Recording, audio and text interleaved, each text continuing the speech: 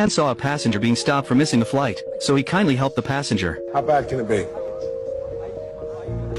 It was this small act that would put everyone on the flight into great danger. As the plane took off, a girl found something terrifying in the bathroom. Fear immediately spread throughout her body. An elderly man noticed her unease, so he approached and asked. The girl took out the item in her hand. The moment the elderly man saw it, his expression instantly froze. He whispered that this was very serious, and they needed to report it to the crew. The girl handed the item to him, but the elderly man holding the bullet seemed to have other plans. He didn't hand it to the flight attendant. Instead, he walked straight to first class and talked to a bearded man. John noticed them at this point. Although he couldn't hear their conversation, he felt something was wrong when he saw their serious expressions. Then the two of them left their seats one by one. When the bearded man returned, he was holding a bag. This made John even more suspicious, so he asked the flight attendant if the flight provided toiletry kits, but was told no. John immediately felt uneasy. Just as he was about to return to his seat, he saw two other passengers with the same bag. He was sure something was about to happen. Meanwhile, on the other side of the cabin, a young man opened a luggage compartment and pulled out the same small bag from his duffel. Sure enough, the bags all contained guns. The hijacking began.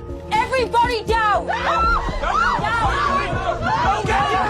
Stay in your seats! Do not move!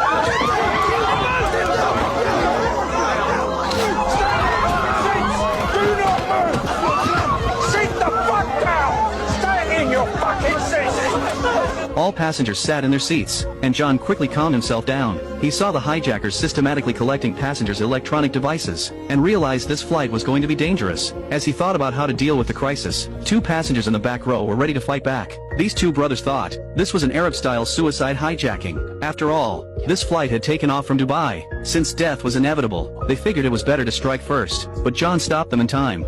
This plane took off from Dubai, so there are people on this flight that only speak Arabic. So if you're going to hijack a plane in Arabic's a language you need to speak. It doesn't make you a suicide bomber, it just means you're prepared. Just as John had guessed, these hijackers weren't planning a suicide mission. After they took control of the cabin, they faced resistance when trying to seize the cockpit. Captain Jack saw the armed hijackers through the monitor. He immediately contacted Dubai's control tower and reported the crisis on the plane. He was ready to die before opening the door. But what he didn't know was that the hijackers were planning something even worse.